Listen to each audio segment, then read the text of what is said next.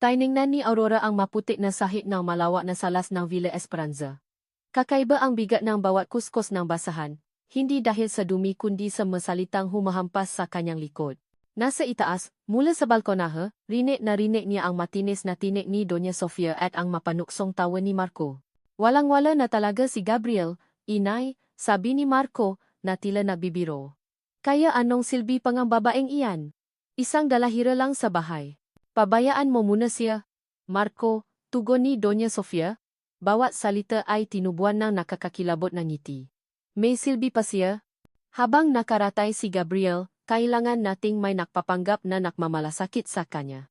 Bukod pa roon, ang pobreng iyan ang nakpapalabas na toto ang pakmamahalan ng anak ko. Para hindi tayo pagdudahan. Lumuwa ang kapit ni Aurora sa basahan. Gusto niyang tumayo, sigawan ang nga ito, sabihin sa kanila kung gaano sila kasuklam-suklam. Pero hindi maari, hindi pa. Naramdaman niya ang matinding galit na bumubulwa sa kanyang dibdib, ngunit pinilit niyang lunukin ang lahat. Bawat haplos ng basahan sa marmol ay tila palilinis din ng sarili niyang sakit at galit. Nakpanggap siyang bingi, nakpanggap na sunod-sunuran, habang ang bawat hibla ng kanyang pagkatao ay nagliliyap sa pananabik na makatarungan ang lahat. Pagkatapos na gawaing bahay, dumiretso si Aurora sa ospital. Sa loob ng ECU, tahimik siyang umupo sa tabi na kama ni Gabriel. Ang kanyang asawa. Isang dating abogadong punong buhay at pangarap ay ngayoy nakaratay, nakakabit sa iba't ibang makina. Hindi niya maipaliwanag ang sakit na nararamdaman niya sa tuwing nakikita niya si Gabes sa ganoong kalagayan. Hindi ito kasama sa plano. Hindi niya inaasahan na mahuhulo ang loob niya sa lalaking dapat niyang ginagamit lang para sa misyon. Mula sa likod, naramdaman niya ang presensya ni Dr. Elias Ramos. Walang pagbabago, Ginang Escobar, anito, walang bahit ng damdamin sa tinig. Malalim ang tsomatose niya. Magdasal na lang tayo. Nagtaas ng kilay si Aurora. Kitang-kita niya ang pagiwas ng tingin ng doktor, ang bahagyang pangingini ng kanyang kamay nang hawakan nito ang chat ni Geba. Hindi siya kumbensido. Alam niya sa kaibuturan ng kanyang pagkatao na may mali. May itinatago si Dr. Ramos. Ngunit nanatili siyang tahimik. Kailangan niyang maging maingat.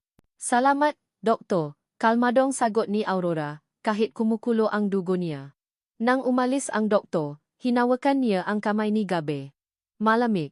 Ang init lang ang yang pala ang tanging nabibigay ng kaunting buhay. Malalaman ko ang toto, Gabriel, bulong niya. Kahit anong mangyari, lalaban ako para sa iyo. Pabalik niya sa Villa Esperanza, dumiretso si Aurora sa kanyang maliit at liblib na silid. Walang bintana, tanging isang maliit na kama, at isang lumang aparador. Perpekto para sa isang katulong na tulad niya. Sinara niya ang pinto at inilabas ang isang lumang cellphone mula sa ilalim ng kutson. Ito ang kanyang koneksyon sa mundo sa labas, ang kanyang tunay na pagkatao. Ilang ring lang, sinagot agad ni Sergeant Miguel Reyes ang tawa. Rory, may update ka? Negative, malamig na sagot ni Aurora, gamit ang codename niya. Lejing nakabantay si Sofia at Marco. At si Governor Mateo de Leon, mukhang may pakana pa. May nararamdaman akong mas malaki pa itong ginagawa nila kaysa sa inaakala natin. Maging maingat ka, Rory, babala ni Miguel. Hindi lang basta politiko ang kinakaharap mo, may mga ugat ang governor na malalim. Habang nakikinig sa matagubilin ni Miguel, bumalik sa isip ni Aurora ang nakaraan. Ang gabi kung kailan nasuno ang bahay nila. Ang sigaw ng kanyang ina. Ang pagtatago niya sa ilalim ng sahi habang narinig niya ang ngayapa ng nga lalaking naghahanap sa kanila. Ang lahat na ito ay dahil sa isang sindikato na konektado sa isang malaking pangalan. Isang pangalan na ngayon ay unti-unti niyang natutuklasan na konektado kay Governor Mateo de Leon. Hindi lang ito misyon, ito ay paghihiganti. Kinagabihan, bumaba si Aurora para sa hapunan. Nakaupo sa dulongang mahabang mesa si Governor Mateo de Leon, ang mukha ay balot ng kapaimbabawan. Ah, si Luna, sabi niya, gamit ang dating pangalan ni Aurora, na tila sinasadya ang pangungutya. Naalala ko pa ang kasal niyo ni Gabriel. Napakasimple, pero puno ang paasa. Sana ay manatili kang may paasa para sa asawa mo. Ngumiti si Aurora, isang ngiting hindi umabot sa kanyang nga mata.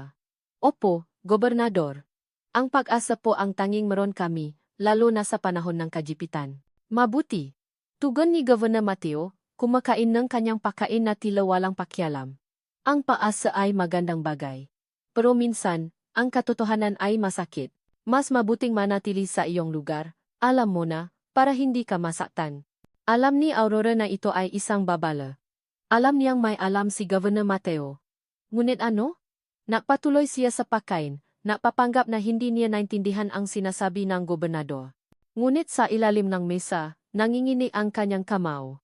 Hindi niya hahayaang masaktan siya, o si Gabriel. Matapos ang hapunan, pilit na pinatutulog ni Doña Sofia si Aurora sa salas. Dito ka matulog, Luna, utos niya. Hindi ka namin mapakakatiwalaan sa taas. Tumango si Aurora. Habang nakahiga sa malamig na sofa, hindi siya makatulog. Ang nasalita ni Governor Mateo ay umalingaw-naw sa kanyang isip. Mas mabuting manatili sa iyong lugar. Ibig sabihin ba? Alam na niya. O nagpaparamdam lang. Nakpasya si Aurora na subukang mahanap ng anumang bagay na makatulong sa kanya na maunawaan ang sitwasyon. Dahan-dahan siyang tumayo, sinigurong walang ingay. Sinimulan niyang libutin ang salas, hinahaplos ang bawat libro sa malaking estante. Naisip niya, marahil ay may iniwan si Gabriel na anumang pahiwatig. Alam niyang si Gabriel ay isang matalinong tao. Hindi ito basta-basta magpapadala. Nang hawakan niya ang isang makapal na libro tungkol sa batas, isang bagay ang nahulo mula sa pagitan ng mapahina nito. Isang lumang susi. Pinulot niya ito, hindi ito karaniwang susi. Ito ay kakaiba, na tila pang matagalang nakatago. Nagtaka si Aurora. Ang kanyang puso ay biglang lumukso. Ang kanyang mga mata ay nagliwanag sa gitna ng dilim, isang kislap ng paasa sa gitna ng lahat ng kaguluhan. Pinihit ni Aurora ang lumang susi sa kanyang palat. Hindi niya maintindihan kung bakit ito naroon. Hindi ito mukhang susingang kahit anong pinto sa Villa Esperanza. Tila ito isang sinaunang relic, puno ng lihim na naghihintay na matuklasan. Ang suspetsa niya kay Gabriel ay nagbago. Hindi lang siya basta biktima. Baka may alam din siya. Ang pag-asa ay naghalo sa matinding pagdududa. Kinabukasan. Habang abala ang buong bahay sa paghahanda ng almusal para kina Doña Sofia at Marco, lihim na sinimulan ni Aurora ang kanyang paghahanap. Malawa ang Villa Esperanza, puno nga pasikot-sikot at mga lumang kasangkapan. Bawat sulok ay may kuwento, bawat anino ay may posibleng tagwan. Hindi niya alam kung saan magsisimula. Sinimulan niya sa Sili-Aklatan, ang paboritong lugar ni Gabriel bago ang aksidenta. Puno ito nga lumang libro, mga kasaysayan, at mga aklat sa batas. Bawat libro ay isa-isang niyang hinaplos, hinahanapan ng anumang palatandaan. Ang kanyang mga mata ay nananatiling alerto, ang kanyang mga tainga ay nakasubaybay sa bawat tunog mula sa labas ng silid. May oras siyang gumawa ng anumang bagay bago siya tawagin ni Doña Sofia para sa iba pang utos. Habang naghahanap, narinig niya ang boses ni Doña Sofia na nagtataas mula sa salas. Nasaan ba ang babaeng iyan? Ang bagal-bagal. Kailangan nang linisin ang silid ni Gabriel. Hindi pwedeng ganon ang kalat doon. Madaling lumabas si Aurora sa Silid-Aklatan, dala ang isang librong kunwari binabasa niya. Direkta siyang pumunta sa silid ni Gabriel, ang silid na pinananatili niyang malinis at mayos, ngunit ngayon ay may kalat na bigla. Pagpasok niya, nakita niya si Doña Sofia na nakatayo sa gitna ng silid, may hawa na isang pirasong ng papel. Ano ito? Tanong ni Doña Sofia, ang tini ay matalim na parang labaha. Ano ang ginagawa mo sa mga papeles ni Gabriel? May hinahanap ka ba? Nililinis ko lang po, Ginang Sofia, sagot ni Aurora, kalmado ngunit ang puso ay kumakabo ng malakas. Nakalat po kasi ang mga papeles sa sahig. Sayang naman po kung mawawala. Ngumisi si Doña Sofia. Mabuti na lang at narito ako. Kung hindi, baka kung ano na naman ang mawala dito. Ibinaksak niya ang papel sa mesa at lumabas. Nakahinga ng maluwag si Aurora. Ngunit ang insidenteng iyon ay napatingkat sa pagdududa niya. Alam niyang may hinahanap din ang nga ito. At marahil, may kinalaman iyon sa susi na hawak niya.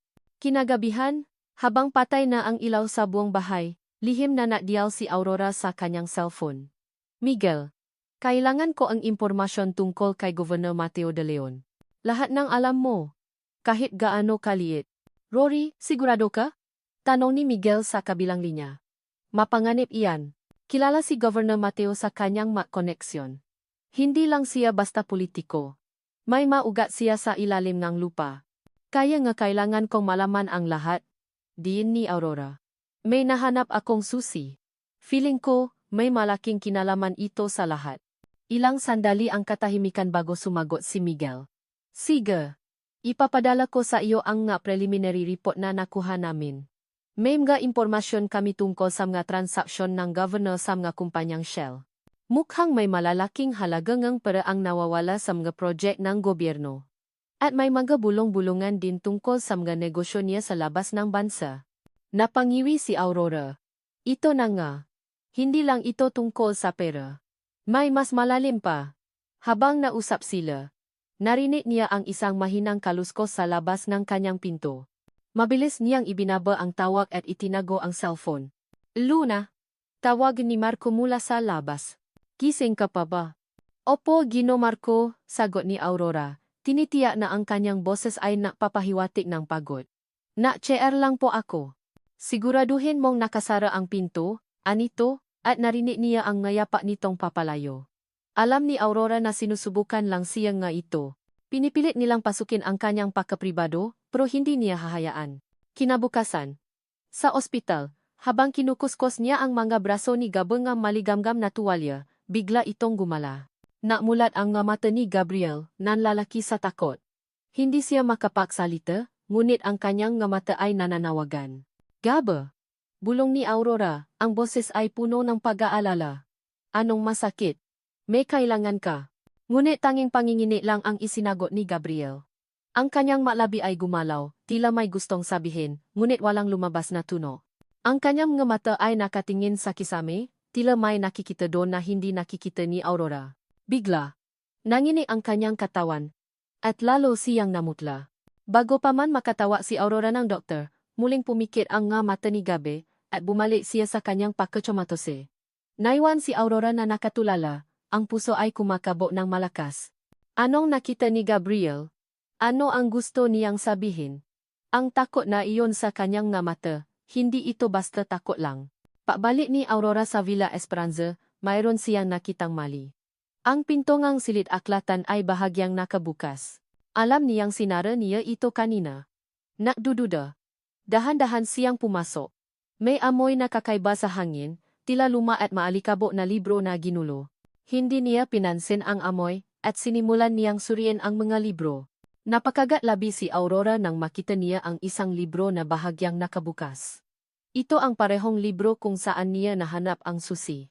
Nagtaka si Aurora, may bahid ng kamo. May naghahanap din ng kung ano sa loob nga librong ito. Marahil, hinahanap nila ang kung anong nakuha ni Aurora. Nakatayo sa likod ng lumang aparado, hinawakan ni Aurora ang isang libro. Napaawang ang kanyang bibig. Hindi lang basta libro. Mayroong mekanismo sa likod nito. Sa gilid ng aparado, may isang bahagyang nakalabas na knob. Pinihit niya ito. Dahan-dahan, may bumukas na isang maliit na drawer sa ilalim ng desk ni Gabriel. Walang laman ang drawer. Ngunit nang ilabas ni Aurora ang kanyang cellphone at itutok ang flashlight, nakita niya ang isang maliit, itim na USB drive na nakadikit sa likuran ng drawer, at sa tabi nito, isang lumang litrato ni Gabriel kasama ang isang lalaking hindi niya kilala, na tila nagtatago sa likod ng puno. Ang puso ni Aurora ay kumabo ng mas malakas. Ito na. Ito ang simula ng pagtuklas sa lahat ng lihim. Mahigpit na hinawakan ni Aurora ang USB drive at ang lumang litrato. Ang larawan ni Gabriel kasama ang isang lalaking nakatago sa likod ng puno ay nagbigay sa kanya ng kakaibang kaba. Ito ba ang dahilan ng takot sa mga mata ni Gabe sa ospital? Ito ba ang lihim na pinoprotektahan niya? Ang USB na ito ang susi. Kailangan niyang ma-access ang laman nito, at kailangan niya itong gawin nang hindi nalalaman ng sinuman sa Villa Esperanza. Kinabukasan. Habang naglilinis sa kusina, narinig niya si Doña Sofia na nagrereklamo tungkol sa kakulangan ng sariwang gulay at isda sa bahay. Ito na ang pakakataon niya. Ginang Sofia, kung gusto niyo po, ako na po ang pupunta sa palengke. Mas maga po kasi doon, mas sariwa ang nga paninda. Tiningnan siya ni Doña Sofia, may pagtataka sa mga mata. Ikaw, marunong ka ba sa palengke, Luna? Baka maloko ka lang doon.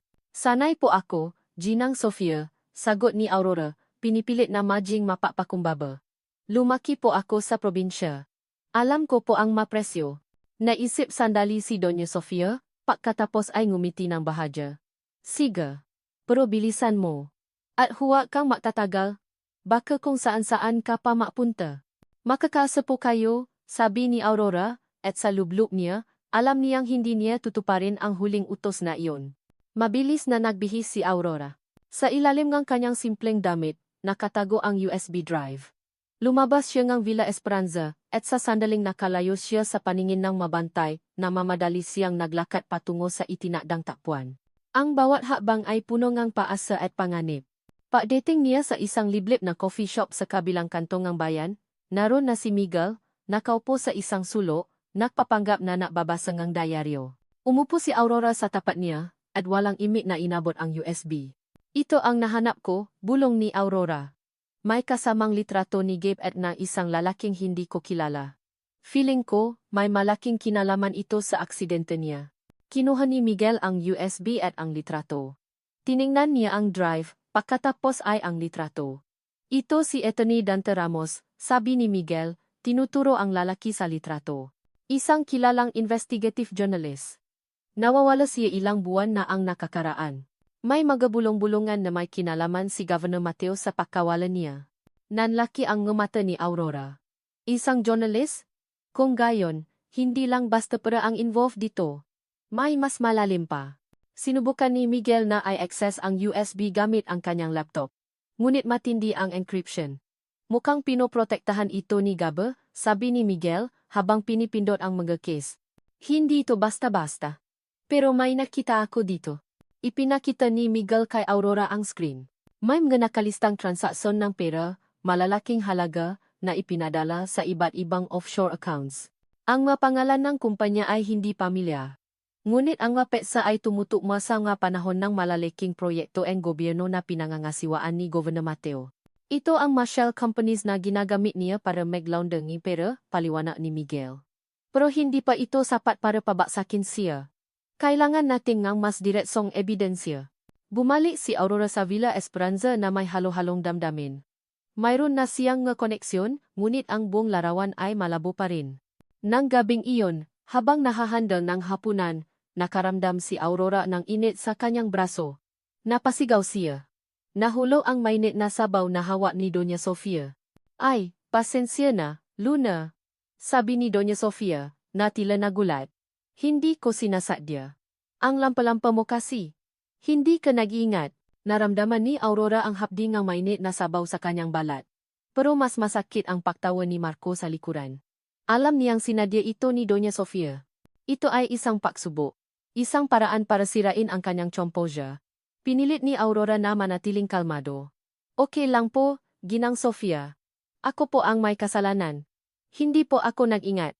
Mabuti naman at alam mo ang lugar mo, sabi ni Doña Sofia, at nakpatuloy sa paghahanda ng hapunan na tila walang nangyari. Sa kabilang ng sakit, ngumiti si Aurora. Hindi nila siya kayang sirain. Ang bawat hapdi ay napapatibay sa kanyang desisyon. Kinabukasan, habang abala si Governor Mateo sa kanyang opisina, nakita ni Aurora ang pagkakataon. Lumabas sandali ang gobernador para sumagot ng tawa sa telepono. Mabilis na pumasok si Aurora sa opisina, ang puso ay kumakabo ng malakas. Malaki ang opisina, puno ng papeles at mga dokumento. Nahanap siya ang isang lugar kung saan niya maaring itago ang isang maliit na listening device na ibinigay sa kanya ni Miguel. Nakita niya ang isang maliit na butas sa ilalim ng desk, malapit sa isang saksakan. Perpekto. Mabilis niyang idinikit ang device, sinigurong hindi ito makikita. Nang marinig niyang papalapit ang ngayapa ni Governor Mateo, mabilis siyang lumabas ng opisina, nagpapanggap na naglilinis sa hallway. Tiningnan siya ang gobernador, may padududa sa mga mata, ngunit hindi na nagtanong.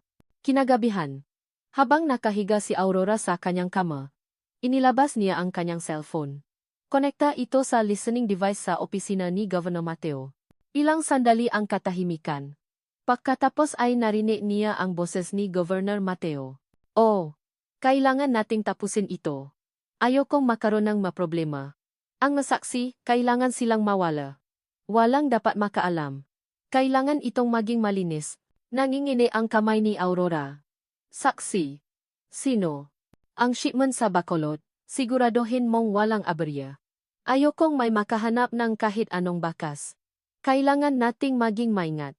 Biglang naputol ang koneksyon. Napaupo si Aurora, ang kanyang puso ay kumakabo ng malakas. Shipment sa Bacolod? Masaksi. Ito ay mas malaki kaysa sa inaakala niya. Ang boses ng nakaraan ay nagsisimulan ng magsalita, at ang bawat salita ay nagdadala ng panganib. Ang mga salitang narinig ni Aurora mula sa listening device ay nagpatunay sa kanyang hinala. Hindi lang basta korupsyon ang pinag-usapan ni Governor Mateo. May mas madilim na gawain. Mga saksi, shipment sa Bacolod. Ito ay tungkol sa buhay ng tao. Ang kanyang puso ay kumabo ng mas mabilis, hindi sa takot, kundi sa matinding determinasyon. Kailangan niyang kumilos. Kinabukasan, maaga pa ay nakipakita na si Aurora kay Miguel sa isang abandonadong bodega sa labas ng bayan. Ibinuklat ni Miguel ang isang malaking mapengang bakolod at na makalapit na isla. Rory, bes sa narinig mo, malamang na may kinalaman ito sa human trafficking, sabi ni Miguel, habang tinuturo ang ilang lugar sa mapa. Ang bakolod ay isang keypot para sa mga ganitong operasyon. At ang masaksi na sinasabi niya, malamang ay mga biktima na nakakita ng kung ano. Kailangan natin ng mas maraming ebidensya, sabi ni Aurora. Ang kanyang mata ay nakatuon sa mapa. Hindi lang basta bulong-bulungan. Kailangan natin ng konkretong patunay para pabaksakin siya. Mayroon akong makontak sa Bacolod, sabi ni Miguel. Pero limitado ang galaw natin. Ang governor ay may matauhan sa lahat ng sulok. Kailangan nating maging maingat. Pinausapan nila ang bawat detalye.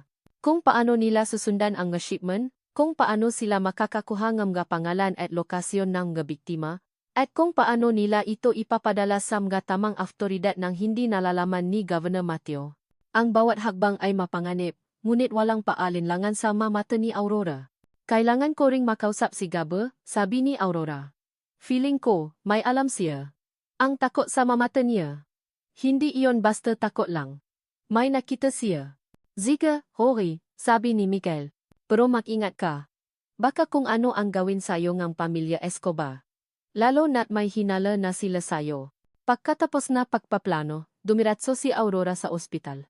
Pagpasok niya sa silid ni Gabriel, nakita niya itong gising, nakatingin sa kisame. Ang kanyang mata ay malungkot, punong kawalan ng paasa.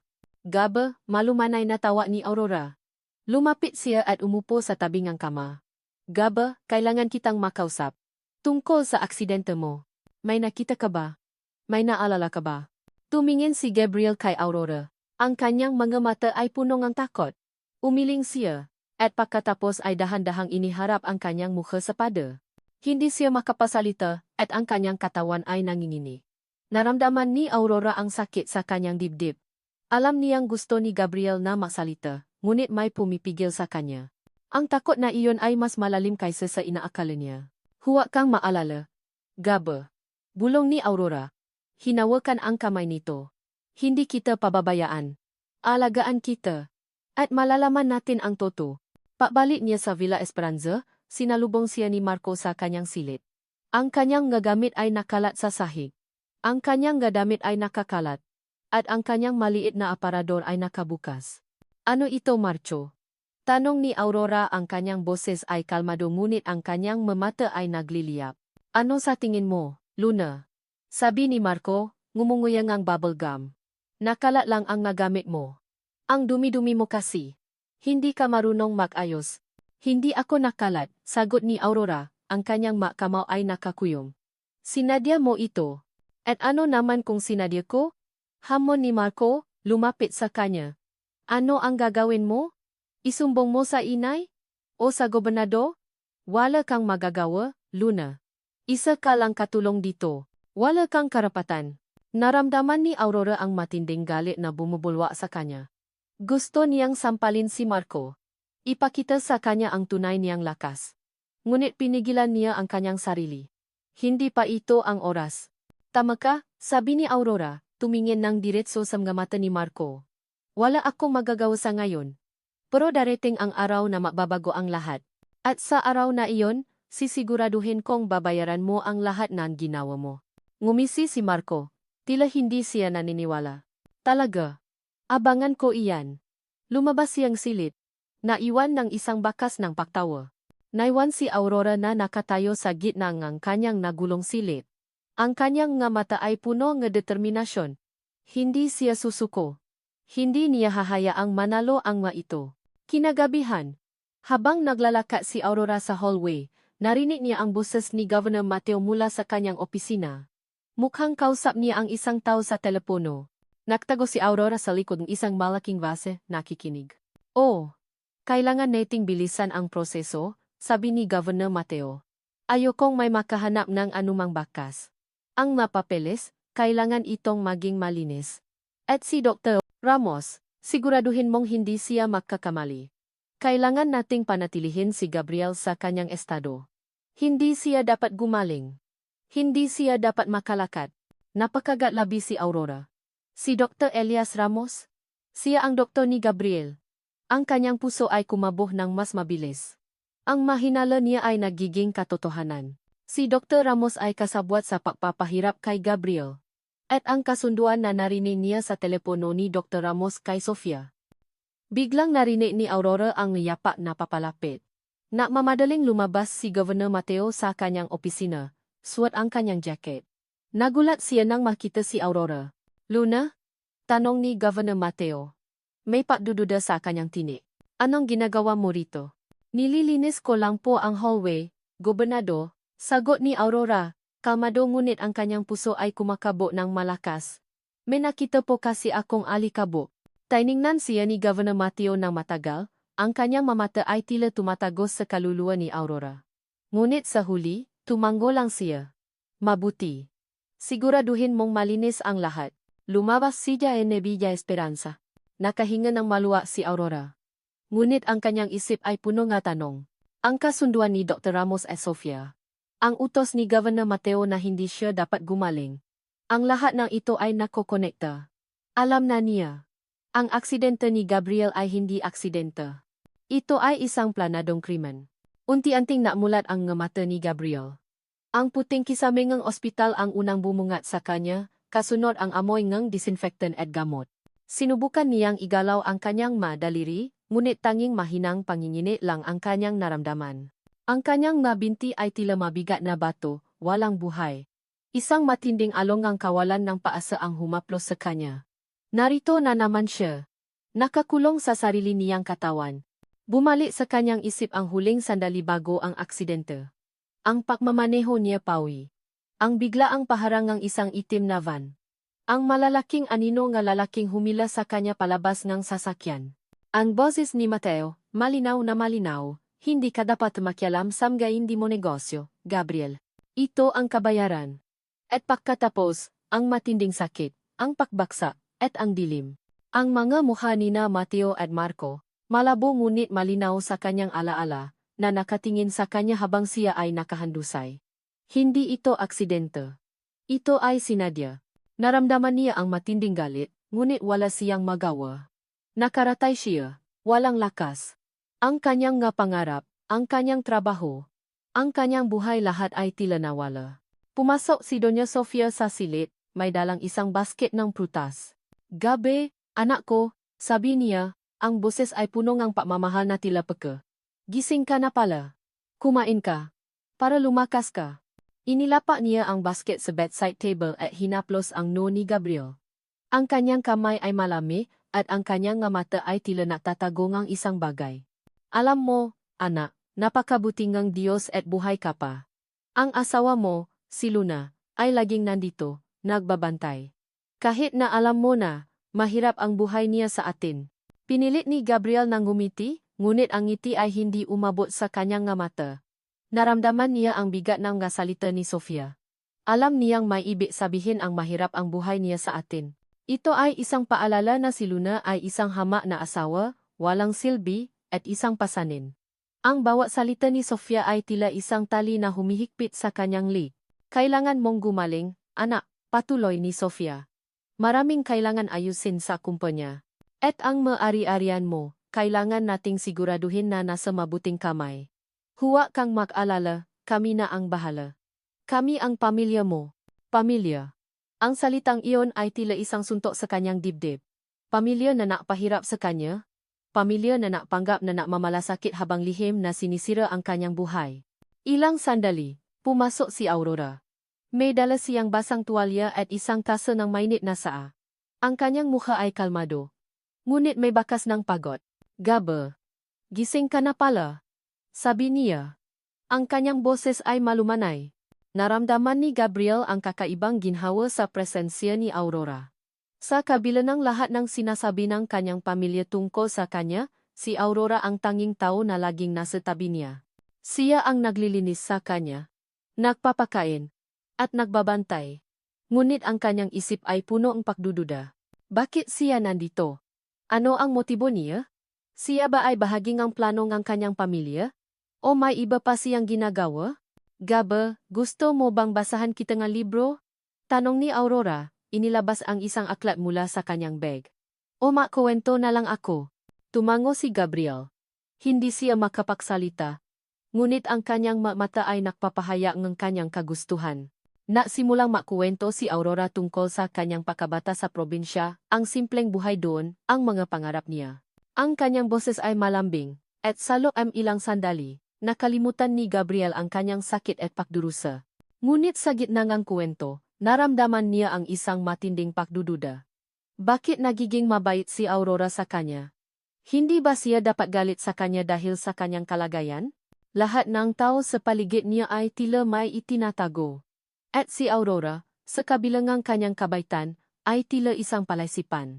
Biglang bumukas ang pinto, at pumasok si Marco, kasama ang isang abogadong hindi pamilyar kay Gabriel. Gabe, kailangan mo nang pumirma dito, sabi ni Marco, inilapag ang isang folder sa bedside table. Ito ang papeles para sa paglilipat ng ari-arian mo. Para hindi na tayo mahirapan pa. Nanlaki ang mata ni Gabriel. Ari-arian. Hindi pa nga siya nakakabangon, at gusto na nilang kunin ang lahat? Hindi. Mahinang sabi ni Gabriel. Ang kanyang boses ay garalgal. Anong hindi? Tanong ni Marco, may bahid ng galit sa kanyang tini.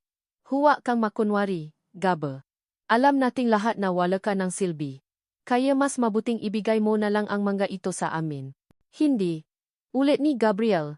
Mas malakas na ngayon. Ang kanyang mata ay puno ng determinasyon. Hindi niya hahayaang kunin ng mga ito ang lahat sa kanya. Huwag kang magmatigas. Gabriel, sabi ng abogado, ang kanyang boses ay matalim. Para sa ikabubuti mo ito. Ngunit umiling si Gabriel. Hindi niya pipirmahan. Hindi niya hahayaang mawala ang lahat. Naramdaman niya ang isang maliit na kislap ng lakas sa kanyang katawan, isang munting paglaban. Nakpilit si Marco. Pirmahan mo na. Gabe. Huwag mo kaming pahirapan. Ngunit nanatiling matigas si Gabriel. Hindi niya pipirmahan. Umalis si Marco at ang abogado, nakmumura. Naiwan si Gabriel na nakahiga, pagod ngunit may maliit na tagumpay. Kinagabihan habang tulog si Aurora sa isang upuan sa tabi ng kanyang kama, sinubukan ni Gabriel na igalaw ang kanyang kaliwang kamay. Dahan-dahan, may kaunting kislap ng paasa. Sinubukan niyang abutin ang isang ballpen sa bedside table. Mahirap, ngunit nagawa niya. Kinuha niya ang isang pirasong papel at sinimulan niyang isulat ang isang bagay. Ang kanyang kamay ay nanginginig, at ang bawat letra ay mahirap isulat. Ngunit determinado siya. Kailangan niyang isulat ang nakita niya. Kailangan niyang isulat ang pangalan ng lalaki sa litrato. Kailangan niyang isulat ang pangalan ni Mateo. Ngunit bago pa man niya matapos, biglang bumukas ang pinto. Si Marco. Ano ang ginagawa mo? Sigaw ni Marco, mabilis na lumapit sa kama. Agad niyang kinuha ang papel sa kamay ni Gabriel. Hindi. Sigaw ni Gabriel. Ngunit huli na. Pinunit ni Marco ang papel sa harap niya, ang kanyang mata ay puno ng pagbabanta. Huwag kang mamatigas, Gabriel, sabi ni Marco, ang kanyang boses ay puno ng galit. Kung ayaw mo masaktan, manatili ka sa iyong lugar. Kung hindi, sisiguraduhin kong pagsisisihan mo ang lahat. Naiwan si Gabriel na nakahiga, ang kanyang puso ay kumakabo ng malakas. Ang piraso ng papel ay nakakalat sa sahig, tilam piraso ng kanyang paasa. Ang bawat piraso ng punit-punit na papel na nakakalat sa sahig ng silid ni Gabriel ay tila isang malaking pahiwati. Alam ni Aurora na sinubukan ni Gabe na ipaalam ang isang bagay. Ang galit ni Marco ay sapat na ebidensya na may malaking halaga ang sinubukan niyang isulat. Ang kanyang determinasyon na bumalik sa opisina ang ospital at mahanap ang bakas ng kung anuman ang sinubukan ni Gabe ay naalap. Kinaumagahan. Habang nasa ospital, Nakunwari si Aurora na may pupuntahan siyang bilihan ng pagkain para kay Gaba. Ngunit ang toto, palihim siyang dumiretso sa reception area. Natanong siya tungkol sa duty schedule ni Dr. Elias Ramos. Nang malaman niyang wala ang doktor sa kanyang opisina, mabilis siyang kumilos. Naging madali para kay Aurora ang makapasok sa opisina ni Dr. Ramos. Bilang isang sinanay na ahente, alam niya ang bawat galaw, bawat tunog. Maingat niyang sinuri ang bawat sulok ng opisina. Walang makita sa desk. Sinubukan niya ang drawer ng desk. Nakalok. Gamit ang kanyang pickset, mabilis niya itong nabuksan. Sa loob ng drawer, nahanap niya ang isang folder na may label na Escobar, Gabriel. Nangingini ang kamay ni Aurora habang binubuksan ang folder. Ang laman nito ay hindi medical reports lang. May mga financial statements doon, at mga resibo ang malalaking halaga na ipinadala mula sa isang account na nakapangalan kay Governor Mateo de Leon patungo sa account ni Dr. Elias Ramos. Mayroon ding mga pekeng medical certificates na nagpapatunay na malala ang kalagayan ni Gabriel na tila hindi na siya makakarecover. Ito na ang ebidensya na hinahanap niya. Si Dr. Ramos ay binayaran para panatilihing nakaratay si Gabriel. Habang iniskan niya ang mga dokumento gamit ang kanyang hidden camera, narinig niya ang boses ni Miguel mula sa kanyang earpiece. Rory, may kailangan tayong pag-usapan. Ngayon na. Nagmadaling lumabas si Aurora sa opisina ni Dr. Ramos. Ang kanyang puso ay kumakabo. Nagtago siya sa isang bakanteng silid at sinagot si Miguel. Anong meron, Mix? May nahanap ako. Mas malaki ang nahanap ko, sabi ni Miguel. Ang kanyang tinig ay may bahid ng paalala. Ang USB na ibinigay mo, na-decrypt ko na ang natitirang bahagi. Ang shipment ni Governor Mateo ay hindi lang basta illegal goods. Rory, human trafficking ito, mayroon siyang malaking network ng mga babae at bata na ipinapadala sa iba't ibang bansa. At ang mga pangalan. May nakita akong pangalan doon na pamilya. Napatigil si Aurora. Anong pamilya? Tanong niya. Ang kanyang lalamunan ay biglang natuyo. Ang pangalan ng pamilya mo. Rory. Sagot ni Miguel. Ang iyong mga kapatid. Ang iyong pinsan. Hindi ko sigurado, pero mukhang sila ang mabiktima na inilista doon, matagal na panahon na. Ito ang dahilan kung bakit naglaho sila. Ang mundo ni Aurora ay tila gumuho. Ang lamig ay kumalat sa kanyang buong katawan, mas malamig pa sa anumang kaganapan sa kanyang misyon. Ang paghihiganti. Ito ang ugat ng lahat ng kanyang paksasanay, ng kanyang papasok sa milita, ng kanyang pagiging isang ahente. Hindi lang niya alam na si Governor Mateo, ang utak sa likod ng pagkawala ng kanyang pamilya. Ang pagkawala nga niyang mahal sa buhay ay hindi aksidente, ito ay isang operasyon na pinamunuan ni Mateo. Ang maalaala ng suno, ng masiga, ng kanyang patatago sa ilalim ng sahig lahat ay umalingaw sa kanyang isip. Miguel, bulong ni Aurora, ang kanyang tinig ay nangingini. Kailangan nating pabaksakin siya. Sa lalong madaling panahon. Hindi lang ito para sa misyon. Para ito sa pamilya ko. Alam ko, Rory, sabi ni Miguel. Kaya nga kailangan nating maging maingat. Ang mga impormasyong ito ay lubhang mapanganib. Mayroon akong nakitang mga coordinate ng isang bodega malapit sa Bacolod Port. Mukhang doon ang susunod nilang shipment. Kung makakakuha tayo ng live footage doon, sigurado na ang pagbagsak niya. Kinaumagahan, gamit ang isang mapagkatiwalaang kontak mula sa network ni Miguel, nakakuha si Aurora ng disguise. Naksuot siya ng isang simpleng outfit ng isang manggagawa sa pantalan. At tinakpan ang kanyang muhangang sombrero at malaking sunglasses. Lihim siyang sumama sa isang grupo ng mga manggagawa na papunta sa Bacolod Port. Nang makarating siya sa port, ang hangin ay puno ng moy ng asin at langis. Malalaking barko ang nakadaong. Malayo sa kanyang kinatatayuan. Nakita niya ang isang grupo ng lalaki na nakakausap sa isang liblib na bahagi ng pier. Ang isa sa malalaki ay pamilya. Ito si Governor Mateo de Leon na nakasuot ng pangkaraniwang damit, kasama ang isang lalaking may tattoo na braso at mukhang mapanganib. Sila ay nag-usap ng mahina, ngunit nakita ni Aurora ang papapalitan ng magabay. Kinuhanan ni Aurora ng litrato ang bawat galaw gamit ang kanyang hidden camera. Nakita niya ang paglipat ng makahon mula sa isang fan patungo sa isang barko. Hindi niya alam kung ano ang laman ng makahon, ngunit ang kanyang kutob ay masama. Biglang, sa gitnang pakuha niyang litrato, naramdaman ni Aurora ang isang matinding tingin sa kanyang likuran. Lumingon siya. Nakatayo sa malayo, sa likod ng isang stack ng containers, ang isang lalaking hindi pamilyar sa kanya. Ang kanyang mga mata ay matalim, at nakatingin siya ng diretso kay Aurora. Nakasuot siya ng isang formal na suit, kakaiba sa paligid ng manggagawa sa pantalan. Hindi siya nakikita ni Mateo. Ang lalaki ay nakatago sa anino, ngunit ang kanyang titi ay nagpapahiwatig ng panganib. Napansin ni Aurora ang isang maliit na earpiece sa tainga ng lalaki. Sino siya? Siya ba ay isa sa matauhan ni Mateo? O isang tao mula sa ibang grupo? Ang kanyang hinala ay naugat. Ang pagdududa niya kay Miguel ay nasimulang mamukatkat. Ang lalaking ito ay mukhang kaparehong kanyang kaswal na dating kasama sa militar na kausap niya noon. Ang kanyang puso ay kumabo ng mas mabilis. Kung ang lalaking ito ay isang spy, ibig sabihin ba, mayroon ding nakakita sa kanya? At kung gayon, sino ang nagpadala sa kanya? Si Miguel ba? Ang bawat paggalaw ay tila isang matalim na kutsilyo na humihiwa sa kanyang makalamnan. Pinilit ni Gabriel na igalaw ang kanyang binti, ngunit tanging mahinang pangingini lang ang kanyang naramdaman. Ang terapis ay nabibigay ng tagubilin, ngunit ang kanyang boses ay tila malayo. Ang kanyang isip ay puno ng sakit, hindi lang sa katawan kundi sa kaluluwa. Konting tiis pa. Gino Escobar. Sabi ng terapis, na tila sanay na sa kanyang kawalan ng paasa. Kailangan lang ang pasensya. Pasensya. Ilang buwan na ang lumipas, at narito pa rin siya, nakaratay, walang silbi. Ang kanyang buhay ay tila isang sirang plaka, paulit-ulit na pinapatuktok ang parehong malungkot na melodiya. Ang pag-isip na siya ay isang pasanin sa lahat ay napabigat sa kanyang dibdib. Ngunit habang pinipilit niyang igalaw ang kanyang mga binti, nakita niya si Aurora sa gilid ng pinto, nakatingin sa kanya. Ang kanyang mga mata ay puno ng pag-alala, at may bahid ng kalungkutan. Hindi niya maintindihan si Aurora. Bakit siya nandito? Bakit siya nagmamalasakit?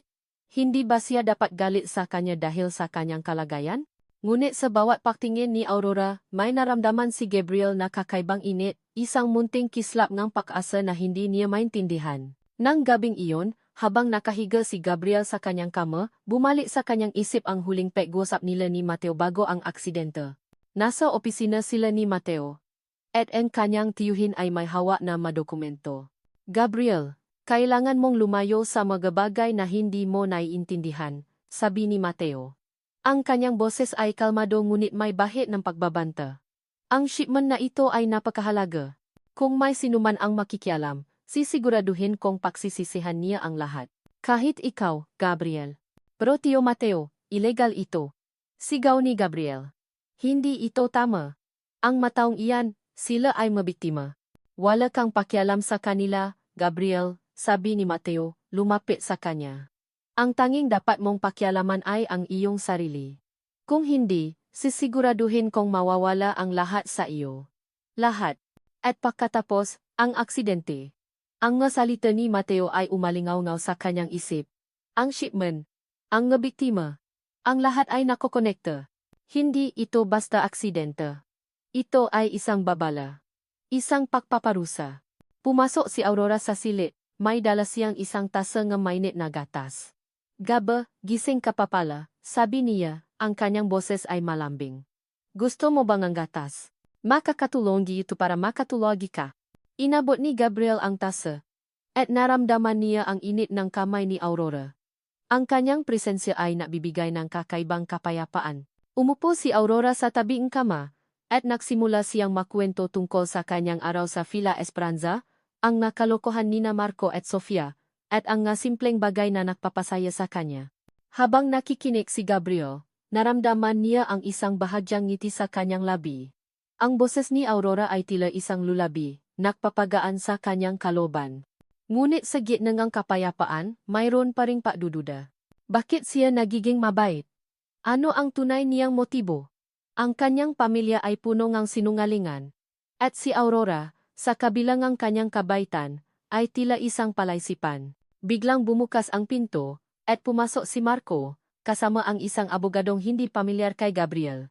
Gaba, kailangan mo nang pumirma dito, sabi ni Marco, inilapa ang isang folder sa bedside table. Ito ang nga papeles para sa paglilipat ng nga ari-arian mo, para hindi na tayo mahirapan pa. Nanlaki ang mga mata ni Gabriel. Ari-arian. Hindi pa nga siya nakakabangon. At gusto na nilang kunin ang lahat? Hindi, mahinang sabi ni Gabriel, ang kanyang boses ay garalgal. Anong hindi? Tanong ni Marco, may bahid ng galit sa kanyang tinig, huwa kang makunwari, Gabe. Alam nating lahat na wala ka ng silbi. Kaya mas mabuting ibigay mo na lang ang maito sa amin. Hindi, ulit ni Gabriel, mas malakas na ngayon. Ang kanyang mamata ay puno ng determinasyon. Hindi niya hahayang kunin ng mga ito ang lahat sa kanya. Huwag kang magmatigas, Gabriel, sabing abogado. Ang kanyang boses ay matalim. Para sa ikabubuti mo ito. Ngunit umiling si Gabriel. Hindi niya pipirmahan. Hindi niya hahayaang mawala ang lahat. Naramdaman niya ang isang maliit na kislap ng lakas sa kanyang katawan, isang munting paglaban. Napilit si Marco. Pirmahan mo na, Gabe. Huwag mo kaming pahirapan. Ngunit nanatiling matigas si Gabriel. Hindi niya pipirmahan. Umalis si Marco at ang abogado, nakmumura. Naiwan si Gabriel na nakahiga, pagod ngunit may maliit na tagumpay. Kinagabihan, habang tulog si Aurora sa isang upuan sa tabi ng kanyang kama, sinubukan ni Gabriel na igalaw ang kanyang kaliwang kamay. Dahan-dahan, may kaunting kislap ng paasa. Sinubukan niyang abutin ang isang ballpen sa bedside table. Mahirap, ngunit nagawa niya. Kinuha niya ang isang piraso ng papel at sinimulan niyang isulat ang isang bagay. Ang kanyang kamay ay nanginginig, at ang bawat letra ay mahirap isulat. Ngunit determinado siya. Kailangan niyang isulat ang nakita niya. Kailangan niyang isulat ang pangalan ng lalaki sa litrato. Kailangan niyang isulat ang pangalan ni Mateo. Ngunit bago pa man niya matapos, biglang bumukas ang pinto. Si Marco? Ano ang ginagawa mo? Sigaw ni Marco, mabilis na lumapit sa kama. Agad niyang kinuha ang papel sa kamay ni Gabriel. Hindi. Sigaw ni Gabriel. Ang gunit huli na. Pinunit ni Marco ang papel sa harap niya, ang kanyang nga mata ay puno ng pagbabanta. Huwag kang matigas, Gabriel, sabi ni Marco, ang kanyang boses ay puno ng galit. Kung ayaw mong masaktan, manatili ka sa iyong lugar. Kung hindi, sisiguraduhin kong pagsisisihan mo ang lahat. Naiwan si Gabriel na nakahiga. Ang kanyang puso ay kumakabog ng malakas. Ang nga piraso ang papel ay nakakala sa sahig, tilam nga piraso ang kanyang paasa. Ang nga punit-punit na piraso ng papel sa sahig ng silit ni Gabriel ay tila sumisiga ng katotohanan. Alam ni Aurora na sinubukan ni Gaba na magbigay ng impormasyon at ang galit ni Marco ay patunay na malaki ang halaga ng lihim na iyon. Ang kanyang puso ay kumukulo sa galit at determinasyon. Kailangan niyang kumilos ng mas mabilis. Ang bawat sandali ay mahalaga. Kinabukasan, habang nag-aayos ng hardin, biglang nag-vibrate ang kanyang lumang cellphone. Isang text message mula sa isang hindi kilalang numero. Ang kaaway ay may alam na. Ikaw ay binabantayan. Mag-ingat, Luna. Napatigil si Aurora. Sino ito? Si Miguel ba na napaparamdam? O isang bagong banta? Ang mensahe ay napatindi sa kanyang kaba. Alam niyang hindi na siya ligtas sa Villa Esperanza. Kailangan niyang makuha ang huling piraso ng ebidensya. At kailangan niya itong gawin ngayon. Nang gabing iyon, habang naghahanda ng hapunan, nakita ni Aurora si Governor Mateo de Leon na nakaupo sa sala, nagbabasa ng diaryo. Naglakas loob siyang lumapit. Gobernador, sabi ni Aurora, ang kanyang boses ay kalmado. May kailangan po ba kayo? Ibinaling ni Governor Mateo ang kanyang tingin kay Aurora, ang kanyang nga mata ay matalim at tila tumatagos sa kanyang kaluluwa. Luna, sabi niya, ang kanyang boses ay malumanay ngunit may bahid ng pagbabanta. Napakabuti mo sa aking pamangkin. Pero alam mo, may mga bagay na mas mabuting hindi na lang pakialaman. May mga lihim na mas mabuting manatiling lihim.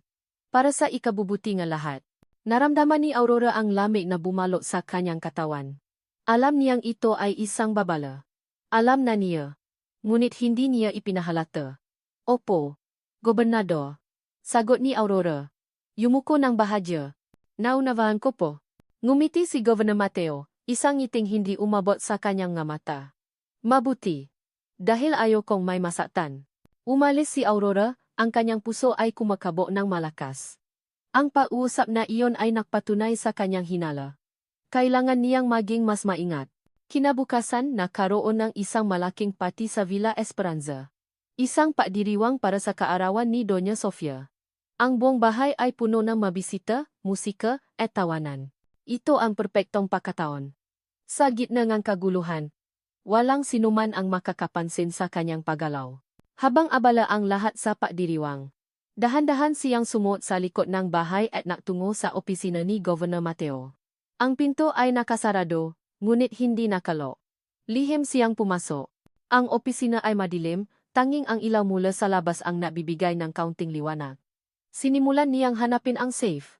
Alam niyang may safe si Governor Mateo. Sa likod ng isang malaking painting, nakita niya ang isang pada na may kakaibang texture. Hinaplos niya ito, at naramdaman niya ang isang maliit na crack. Ito na. Sinubukan niyang buksan ang safe, ngunit matindi ang security. Kailangan niya ang code. Naramdaman niya ang pagdududa. Paano niya ito bubuksan? Biglang may kumatok sa pinto. Napakabilis na nagtago si Aurora sa likod ng isang malaking kurtina. Pumasok ang isang matandang babay, si Manang Elena, ang matagal ng katulong sa Villa Esperanza. May dala siyang basahan at isang maliit na balda. Nagsimulang maglinis si Manang Elena, ngunit ang kanyang mga mata ay nakatingin sa paligid, tila may hinahanap. Nang makalapit siya sa painting, tumigil siya. Tumingin siya sa paligid, sinigurong walang nakakakita. Pagkatapos, dahan-dahan niyang inilabas ang isang maliit na papel mula sa kanyang bulsa. May nakasulat doon ng mga numero. Napakagatlabi si Aurora. Ang code. Naglinis si Manang Elena sa paligid ng painting. At pagkatapos ay dahan-dahan niyang idinikit ang papel sa likod ng painting. Tila naiwan ng isang mensahe. Pagkatapos lumabas siya ng opisina. Nagmadaling lumabas si Aurora mula sa kanyang pinagtataguan. Kinuha niya ang papel. Ang nga numero ay malinaw. Ito ang code. Dali-dali niyang inilagay ang code sa safe. Isang mahinang tunog ang narinig, at dahan-dahang bumukas ang pinto ng safe. Naramdaman ni Aurora ang matinding kaba at pag-asa. Ito na ang huling bato. Sa loob ng safe, mayroong isang lumang leather notebook. Binuksan niya ito. Ang laman nito ay hindi lang basta mga pangalan at numero. May mga litrato doong ng babaeng nakatali. May mga petsa at address. At sa bawat litrato, may nakasulat na pangalan. Ang kanyang mamata ay nanlaki. Ito ang biktima ng human trafficking. Ang pangalan ng kanyang kapatid at pinsan ay naroon din. Ang kanyang puso ay kumiro sa sakit at galit. Kinuha niya ang kanyang hidden camera at sinimulan niyang kuhanan ng litrato ang bawat pahina. Ang bawat litrato ay isang patunay, isang ebidensya na magpapabagsak kay Governor Mateo. Ngunit biglang namatay ang ilaw sa buong opisina. Narinig ni Aurora ang ngayapa na papalapit. Ang kanyang puso ay kumabo ng mas mabilis. May nakakita sa kanya. May nakakaalam. Biglang nawalan ng ilaw ang buong opisina, at ang ngayaba ay papalapit. Napakabilis na kumilos si Aurora. Hawak pa rin niya ang notebook at ang kanyang hidden camera. Alam niyang kailangan niyang makatakas bago pa man dumating ang sinuman. Ang kanyang puso ay kumabo ng mas mabilis, hindi sa takot, kundi sa matinding adrenaline. Mabilis siyang gumapang sa ilalim ng desk. Sinubukan niyang hanapin ang anumang posibleng labasan. Sa dilim, narinig niya ang boses ni Governor Mateo. Nasaan siya? Siguraduhin ninyong hindi siya makakatakas. Narinig niya ang ngayapa na naghahanap sa kanya. Sumisiga ang matauhan ni Mateo. Kailangan niyang maging mabilis at tahimik. Gamit ang kanyang makasanayan sa militar. Dahan-dahan siyang gumapang palabas ng opisina. Nagtatago sa bawat anino. Sa bawat sulok. Ang kanyang matay nga ay nakasubaybay sa bawat tuno, sinisigurong hindi siya matutuklasan. Nang makalabas siya ang opisina, tumakbo siya sa hallway, nahahanap ang pwedeng pagtaguan. Narinig niya ang sigaw ni Marco. Narito siya. Huwag niyo siyang hayaang makatakas. Pumunta si Aurora sa isang lumang serbisyo nga hagdan, na bihira lang gamitin.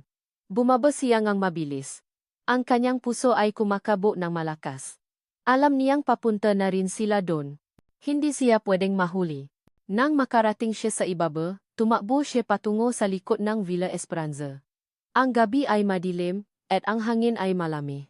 Sa wakas, narating niya ang likod ng bakuran, kung saan may isang maliit na gate. Sinubukan niyang buksan ito, ngunit nakalo. Biglang narinig niya ang boses ni Governor Mateo mula sa likuran. Sa wakas, Luna. Akala ko makakatakas ka. Lumingon si Aurora. Nakatayo sa kanyang likuran si Governor Mateo, kasama sina Doña Sofia at Marco, at ilang tauhan. Ang kanyang puso ay lumubog. Wala na siyang patakas. Anong ginagawa mo rito? Luna? Tanong ni Governor Mateo. Ang kanyang boses ay puno ng galit. Nag-imbestiga ka. Gusto mo bang sirain ang pamilya ko? Ang pamilya niyo? Sabi ni Aurora. Ang kanyang boses ay puno ng pagkamuhi. Ang pamilya niyo na sumira sa buhay ng napakaraming tao? Ang pamilya niyo na pumatay sa mamahal ko sa buhay? Nagulat si Governor Mateo. Nanlaki ang kanyang mata. Ano ang sinasabi mo? Inilabas ni Aurora ang notebook at ang malitrato. Ito ang katotohanan, sabi ni Aurora, itinapon ang malitrato sa harap ni Governor Mateo. Ang nabiktima niyo, ang aking pamilya. Lahat sila ay narito. Nanlaki ang mga mata ni Governor Mateo nang makita ang magalitrato. Ang kanyang mukha ay namutla. Gabriel. Sigaw ni Governor Mateo. Sa likuran niya, may umalalay kay Gabriel. Ang kanyang asawa ay nakaupo sa isang wheelchair, ang kanyang mukha ay maputla at ang kanyang mamata ay nanlalaki sa gulat. Nakita ni Gabriel ang malitrato, at ang kanyang mata ay napuno ng sakit. Luna? Bulong ni Gabriel, ang kanyang boses ay halos hindi marinig. Ano ito? Siya ay isang sinungaling, Gabriel. Siga ni Doña Sofia. Isang impostor. Isa siyang ahente, Gabriel. Hindi siya ang akala mo. Wala kang alam. Sigaw ni Aurora, ang kanyang mamata ay puno ng luha. Ginagamit kayo ni Mateo. Siya ang may pakana ng lahat ng ito. Siya ang sumira sa buhay ko. At siya rin ang sumira sa buhay mo, Gabriel. Ngunit si Gabriel ay nakatingin lang kay Aurora. Ang kanyang mata ay puno ng pagdududa at pagkalito. Hindi niya maintindihan ang lahat. Ang babaeng mahal niya. Ang babaeng laging nasa tabi niya.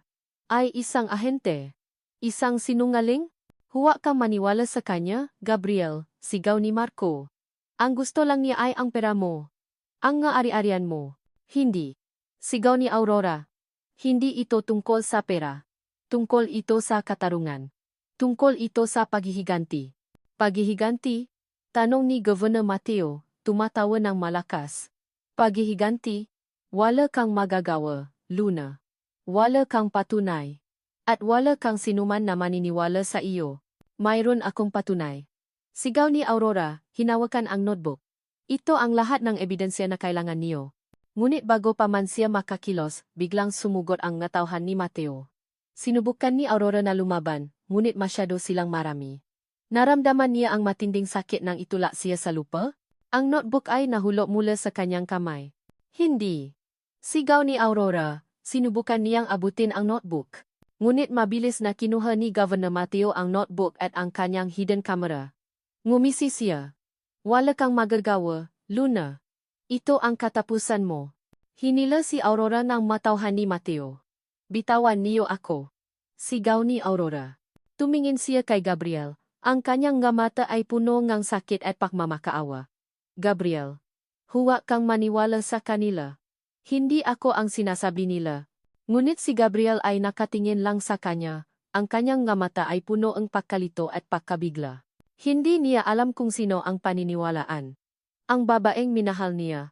O ang kanyang pamilya. Dalhin niyo siya palabas. Utos ni Governor Mateo.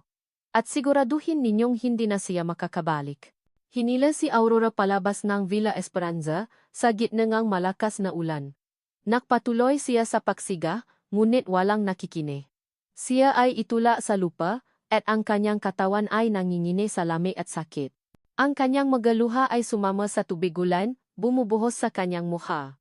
Naramdaman niya ang matinding kawalan ng pag-asa. Siya ay nabigo. Ang bawat patak na ulan na tumatama sa bintana ng kanyang silid ay tila bawat luha na pumapatak mula sa kanyang puso. Nakatulala si Gabriel sa kisama, ang isip ay gulong-gulo. Si Luna. Ang babaeng akala niya ay simpleng asawa lang, ang babaeng laging nasa tabi niya, ay isang ahente. Isang impostor. Ang lahat ng sinabi ni Mateo ay nagumpisa ng makaroon ng kahulugan. Pero bakit? Bakit niya iyon ginawa? Ang salita ni Aurora ay umalingaw sa kanyang isip. Ginagamit kayo ni Mateo. Siya ang may pakana ng lahat ng ito. Siya ang sumira sa buhay ko. At siya rin ang sumira sa buhay mo, Gabriel. Nagawi ang kanyang isip at puso. Ang pagtataksil na naramdaman niya ay matindi, ngunit mas matindi ang pagdududa. Kung sinungaling si Aurora, bakit niya ipinagsapalaran ang buhay niya? Bakit siya laging nandiyan? At ang takot sa mata ni Mateo nang ipakita ni Aurora ang malitrato at ang notebook hindi iyon pagganap lang. Totoo iyon. Ang ngaalaala niya sa aksidente. Ang pagbabanta ni Mateo tungkol sa shipment, ang lahat ay nag-uumpisa ng maging malinaw. Ang pamilya Escobar. Ang kanyang pamilya. Sila ang napapanggap na nakmamalasakit, pero sila pala ang napakulong sa kanya sa sarili niyang katawan. Sila ang may gusto sa kanyang ari-arian. Sila ang napapahirap kay Luna. Ang pag-isip na naging bulat siya sa katotohanan ay nakdulot sa kanya nga matinding pagsisisi. Isang matandang babae ang pumasok sa kanyang silid, si Manang Elena, ang matagal ng katulong sa Villa Esperanza. May dala siyang treyeng pagkain. Ang kanyang mata ay malungkot, at may bahid ng pag-aalala. Kumain po kayo, Gabriel, sabi ni Manang Elena, ang kanyang boses ay mahina. Kailangan niyo po ang lakas. Nilingon siya ni Gabriel. May nakita siyang kakaiba sa kamay ni Manang Elena. Isang maliit, kulubot na piraso ng papel. Dinukot ni Manang Elena ang papel sa ilalim ng plato at mabilis na ipinasok sa palat ni Gabriel. Ito po sir. Iniwan po ito ni Luna para sa inyo. Huwag po kayong maalala. Alam ko po ang totoo. Nanlaki ang mga mata ni Gabriel. Isang mensahe mula kay Aurora? Nakmamadali niyang binuksan ang papel. Sa loob, may nakasulat na isang serye nga numero at isang address. 87 Lunasen. Bacolod. Tingnan ang likod ng lumang orasan. Bacolod. Ang shipment.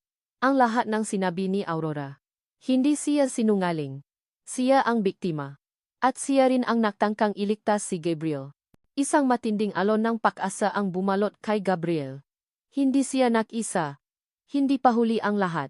Mula nun, nabago ang pananaw ni Gabriel. Ang kawalan ng pag-asa ay napalitan ng matinding determinasyon. Habang nagpapahinga ang lahat, sinimula ni Gabriel ang kanyang sariling physical therapy.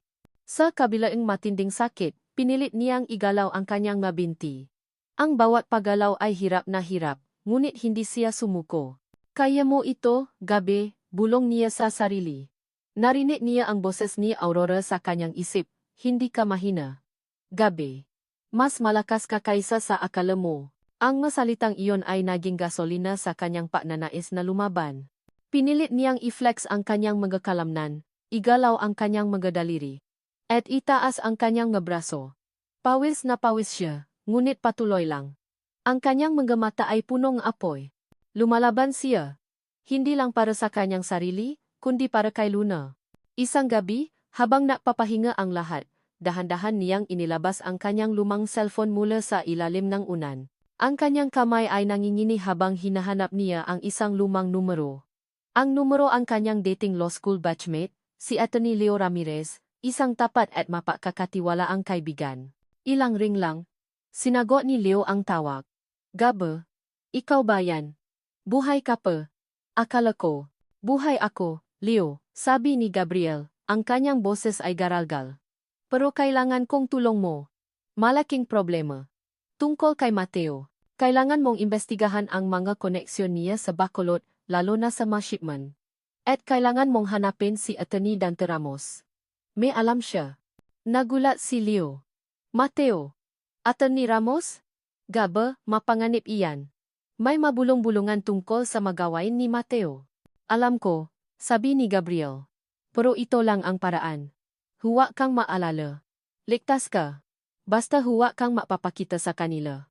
Maingat ka. Matapos ang pag-usap, naramdaman ni Gabriel ang isang bagong lakas. Hindi na siya isang biktima. Siya ay isang manlalaban. At sa paglaban na ito, hindi na siya nag-iisa.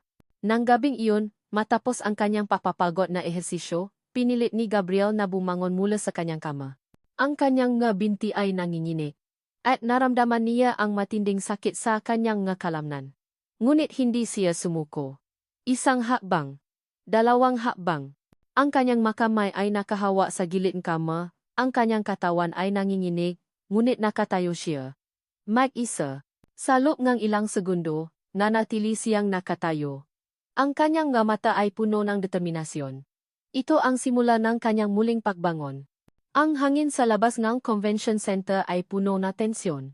Sa loob ng isang itim na van, nakaupo si Aurora, nakasuot ng isang eleganteng gown na tila hindi bagay sa kanyang pagkatao bilang isang ahente. Sa kanyang tainga, naroon ang isang maliit na earpiece, at sa kanyang kamay, ang isang remote control. Ito ang huling laban. Ang lahat ay nakasalalay sa gabing ito. Rory, lahat ay handa na, sabi ni Miguel sa kabilang linya. Ang kanyang boses ay kalmado, ang ngatauhan ay nasa posisyon na. Ang audio at video feed ay konektado na sa main screen ng convention center. Sa signal mo, papatakbuhin namin. Salamat Mix, sagot ni Aurora. Ang kanyang puso ay kumakabo ng malakas, ngunit ang kanyang isip ay malinaw. Matapos ang lahat ng nangyari, ang pagdududa niya kay Miguel ay nawala. Pinili niyang maniwala sa kanya, at ngayon, magkasama silang lalaban. Bumaba si Aurora mula sa van at naglakad patungo sa entransa ng convention center. Ang lugar ay puno ng mga politiko, negosyante, at mga mamamahayag. Si Governor Mateo de Leon ang sentro ng atensyon, nakangiti, nakpapanggap na isang bayani. Ang kanyang kasuklam-suklam na pagpapanggap ay nakpatindi sa galit ni Aurora. Nang makapasok si Aurora, naktago siya sa likod ng mga tao, hinahanap ang perpektong posisyon. Si Governor Mateo ay nagsimula ng magsalita sa entablado, ang kanyang boses ay puno ng kapayapaan. Magkababayan, tayo ay natitipon ngayong gabi upang ipagdiwang ang paunlad ng ating probinsya. Ang bawat hakbang na ating tinataha ay patunay sa ating pagkakaisa at pagmamahalan sa ating bayan. Napakagatlabi si Aurora. Pagmamahalan. Ang kanyang magsalita ay tila lason sa kanyang tainga. Sa isang iglap, pinindot ni Aurora ang remote control. Biglang namatay ang lahat ng ilaw sa convention center. Nagkaroon ng bulungan at pagkalito. Pagkatapos, sa malaking screen sa likod ni Governor Mateo, nagsimulang umilaw ang isang video. Ito ang litrato mula sa notebook ni Aurora, ang biktima ng human trafficking, ang pangalan, ang petsa. Kasabay nito, umalingaw-ngaw ang audio recording mula sa opisina ni Governor Mateo. Ang kanyang boses, malinaw na nagutos na tapusin ang mga saksi at ang shipment sa Bacolod. Nanlaki ang mga mata ni Governor Mateo. Ang kanyang ngiti ay biglang nawala, napalitan ng takot at galit. Ano ito? Sigaw niya, sinubukan niyang patayin ang projekta. Ngunit huli na. Ang nga mamamahaya ay nagulat, at ang nga bisita ay nagulantang. Ang katotohanan ay lumabas na. Sa gitna ng kaguluhan, biglang bumukas ang main entrance ng convention center. Ang lahat ay napatingin doon. Nakatayo si Gabriel, nakasuot ng isang simpleng suit. Nakasandal sa isang tungkot. Ang kanyang mabinti ay nanginginig pa rin, ngunit nakatayo siya. Ang kanyang mga mata ay puno ng determinasyon. Naglakad si Gabriel patungo sa entablado. Ang bawat hakbang ay puno ng hirap, ngunit hindi siya sumuko. Ang nga tao ay nagbigay daan sa kanya. Nang makarating siya sa entablado, kinuha niya ang mikropono mula sa kamay ni Governor Mateo. Hindi ito aksidente, sabi ni Gabriel. Ang kanyang boses ay malakas at malinaw, sa kabilang kanyang kahinaan. Ang aking aksidente ay isang planadong krimen. Ang aking tiyuhin, si Governor Mateo de Leon, ay may kinalaman sa human trafficking. Nakita ko ang lahat. Narinig ko ang lahat. At sinubukan niya akong patayin para manatiling lihim ang kanyang nga gawain. Nanlaki ang nga mata ni Governor Mateo. Sinungaling ka, Gabriel? Nababalik ka na. Hindi ako nababali, Tio Mateo, sabi ni Gabriel, tumingin ng diretso sa kanyang nga mata. Ikaw ang nababali, sa kapangyarihan, sa pera, at sa kasinungalingan. Nagulat ang lahat. Ang mga mamamahaya ay nakuhanan ng litrato, at ang mga kamera ay nakatuon kay Gabriel.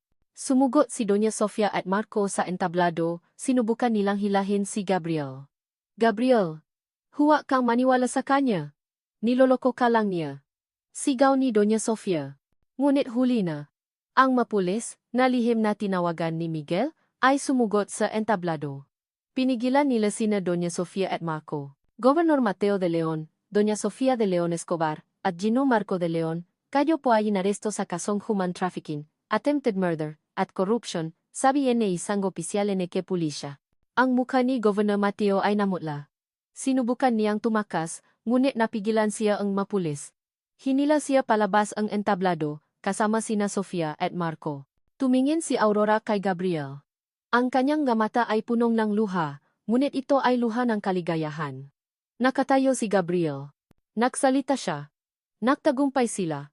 Naglakad si Aurora patungo kay Gabriel. Hinawakan niya ang kamay nito. Ang kanilang mga mata ay nagtakpo, punong ang pag-unawa at pagmamahal. Ang lahat ng sakit, lahat ng paghihirap, ay tila nawala sa sandaling iyon. Ngunit bago pa man tuluyang may labas si Governor Mateo, lumingon siya kay Aurora. Ang kanyang nga mata ay puno ng matinding galit at paghihiganti. Hindi pa ito tapos, Luna. Sabi niya. Ang kanyang boses ay puno ng banta. Babayaran mo ang lahat ng ito. Ang tunog ng gavel ay umaling-aunggaw sa buong courtroom, kasabay ng formal na boses ng hukom. Sa kasong Republic of the Philippines versus Mateo de Leon, Sofia de Leon Escobar, at Marco de Leon, matapos ang masyusing pagsusuri sa lahat ng ebidensya at testimonya, kabilang ang mga detalyadong ulat mula sa NBI at ang nakakagulat na patotong biktima, si Ginong Gabriel Escobar. Nakatitik si Gabriel sa kanyang tiyuhin, tiyahin at pinsan. Ang kanilang mukha ay balot ng pagkabigla, galit, at kawalan ng pag-asa. Wala na ang kanilang kapaimbabawan. Wala na ang kanilang ngiti. Ang mga taong dating napakulong sa kanya sa dilim ay ngayon nakaharap sa sarili nilang kawalang paasa. Napatunayan ang kanilang pagkakasala sa human trafficking, attempted murder, at corruption. Ang desisyon ng korte ay habang buhay na pagkakakulong para kay Mateo de Leon, kasama ang lahat ng multa at pinsala na kanyang dapat bayaran. Si Sofia de Leon Escobar at Marco de Leon ay mapapadawan na. Naramdaman ni Gabriel ang isang bahagyang ngiti sa kanyang labi. Katarungan. Sa wakas, dumating din ang katarungan. Ang kanyang katawan ay ganap ng gumaling. Makakalakad na siya ng walang tulong, makakapagsalita, at makakagawa ng bagay na dati akala niya ay impossible. Ang lahat ng ito ay dahil kay Aurora. Pauv. Aurora. Mula sa likuran ng courtroom, pinanot ni Aurora ang pagtatapos ng paglilitis. Ang kanyang puso ay puno ng kapayapaan. Natapos na ang kanyang misyon. Ang pamilya de Leon ay nakaharap sa batas. Ngunit ang kapayapaan na ito ay hindi lamang dahil sa tagumpay ng misyon. Ito ay kapayapaan na dulot ng pagilom. Matapos ang paglilitis, dumiretso si Aurora at Gabriel sa sementeryo. Sa ilalim ng isang malaking puno, naroon ang isang simpleng lapida na nakasulat ang pangalan ng kanyang pamilya. Hindi niya ito madalas puntahan dati. Ngunit ngayon, kasama si Gabriel, pakiramdam niya ay hindi na siya nag-iisa. Inilagay ni Aurora ang isang puting rosas sa lapida. Inay, itay, Ali, bulong niya, ang kanyang tini ay nanginginig. Nandito na po ako. Nagtagumpay po ako. Hindi na po kayo mag-aalala. Nakahanap na po ako ng kapayapaan. Hinawakan ni Gabriel ang kanyang kamay. Hindi ka nag-isa, Luna, sabi niya, ang kanyang mata ay puno ng pagmamahal. Lagi akong nandito para sa iyo. Nilingon siya ni Aurora. Sa kanyang mga mata, nakita niya ang pag-unawa, pagmamahal, at pagtanggap. Si Gabriel ay hindi naduda sa kanya kahit paano. Minahal niya siya sa kabilangang kanyang lihim na pagkatao. Niyakap niya si Gabriel ng mahigpit. Ito ang pagilom na matagal na niyang hinahanap. Pov, Gabriel. Nang sumunod na linggo, formal na nagretiro si Aurora sa kanyang trabaho bilang ahente. Sa isang maliit na seremonya sa head office ng NBI, ipinasa niya ang kanyang badge at baril kay Miguel. Alam kong magiging mahusay ka, Mix, sabi ni Aurora, may bahid ng ngiti sa kanyang labi. Ang laban ay hindi pa tapos. Marami pa tayong kailangan gawin. Salamat, Rory, sagot ni Miguel. Ang kanyang mukha ay seryoso. Hindi ko makakalimutan ang lahat ng itinuro mo. At ipinapangako kong ipapapatuloy ko ang laban para sa katarungan. Pagkatapos ng seremonya, lumabas si Aurora at Gabriel. Ang sikat ng araw ay mainit. At ang hangin ay sariwa. Naramdaman ni Gabriel ang gaan sa kanyang puso. Ang babaeng mahal niya ay malaya na. Malaya na sila. POV. Aurora. Simula noon, simulang tayo ng bagong buhay sina Aurora at Gabriel. Binili nila ang isang maliit at maginhawang bahay sa labas ng Bacolod, malayo sa mag-aalaala ng Villa Esperanza, ngunit malapit sa dagat. Isinaayos nila ang kanilang tahanan, bawat sulok ay puno ang kanilang pagmamahal at pag-asa. Hindi sila naging tahimik sa kanilang bagong buhay. Sa halip, ginamit nila ang kanilang karanasan upang tumulong sa iba. Naktata sila nga isang non-profit organization na nakatuon sa patulong sa mabiktima ng human trafficking. Ginamit ni Gabriel ang kanyang kaalaman sa batas upang bigyan ng legal na tulong ang nga biktima, habang ginamit naman ni Aurora ang kanyang nga kasanayan upang tulungan silang makabalik sa kanilang normal na buhay. Bawat araw ay isang bagong paglalakbay. Bawat biktima na kanilang natulungan ay nabibigay sa kanilang bagong kahulugan ng buhay. Ang kanilang pagmamahalan ay naging mas matibay sa bawat pagsubok na kanilang pinagdaanan. Natutunan nilang maktiwala, makpatawad, at makmahal ng walang hangganan. POV. Gabriel, Aurora, alternating. Isang hapon, nakaupo sina Aurora at Gabriel sa beranda ng kanilang bahay, makatabi, habang pinapanood ang paglubog ng araw sa dagat. Ang kalangitan ay nagliliyap sa iba-ibang kulay na orange, pink at purple. Hinawakan ni Gabriel ang kamay ni Aurora. Akala ko noon, wala ng pag-asa, sabi ni Gabriel. Ang kanyang boses ay malumanay. Akala ko, matatapos na ang lahat. Ngumiti si Aurora. Pero hindi. Dahil lumaban tayo. Dahil hindi tayo sumuko. Niyakap ni Gabriel si Aurora ng mahigpit. Ang kanyang puso ay puno ng pasasalamat. Salamat, Luna. Bulong niya. Salamat sa lahat. Tiningnan ni Aurora ang dagat. Ang kanyang mata ay puno ng paasa.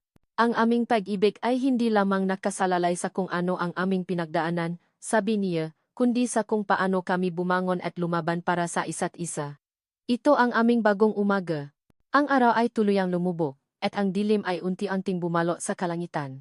Ngunit sa puso nina Aurora at Gabriel, mayroong isang maliwanag na bagong umaga, puno ng pagmamahal, pag-asa, at kapayapaan. At dito nagtatapos ang kwento nina Aurora at Gabriel. Maraming salamat sa inyong paglalakbay kasama kami sa bawat kabanata na ang bilanggong Villa Esperanza. Mula sa simula nga aming paglihang mundong ito, punong misteryo, panganib, at pag-ibig, naging inspirasyon namin ang bawat pagkakataon na ibinabahagi namin ito sa inyo. Bawat salita, bawat emosyon, at bawat pagsubok na dinaanan nina Aurora at Gabriel ay pinanday ng aming hangaring magbigay ng isang kwentong hindi lamang magpapabilis ng inyong tibok ng puso, kundi mag-iwan din ng malalim na bakas sa inyong kaluluwa. Ang pagsulat nito ay naging isang personal na paglalakbay para sa amin, kung saan muli naming natuklasan ang kapangyarihan ng paasa sa gitna ng kadiliman, at ang walang hanggang lakas ng pag-ibig na kayang pagalingin ang pinakamalalim na sugat. Sa bawat pahina na inyong binasa, at sa bawat kabanata na inyong pinakinggan, sana ay naramdaman ninyo ang mensahe ang kwentong ito. Nasa kabila ang sakit at pagtataksil, mayroon pa ring pagkakataon para sa ikalawang simula. Ang pagpapatawad ay hindi lang para sa iba, kundi para rin sa ating sarili. At ang pag-ibig, sa tunay nitong anyo, ay hindi lamang nagtatagal kundi nagpapalaya. Nawa imaging inspirasyon ang kwento nina Aurora at Gabriel na bumangon mula sa kanilang mga sariling pagsubok at yakapin ang bagong umaga na puno ng kapayapaan at pag-asa. Lubos kaming nagpapasalamat sa inyong pagmamahal at suporta. Ang inyong reaksyon at komento ang nabibigay sa amin ng lakas upang patuloy na lumiha. Kung mayroon kayong anumang nais ibahagi tungkol sa inyong karanasan sa kwentong ito, malugot namin itong tatanggapin. Ang inyong saloobin ay mahalaga sa amin. Mula sa kaibuturan ng aming puso. Kilig Kada TV.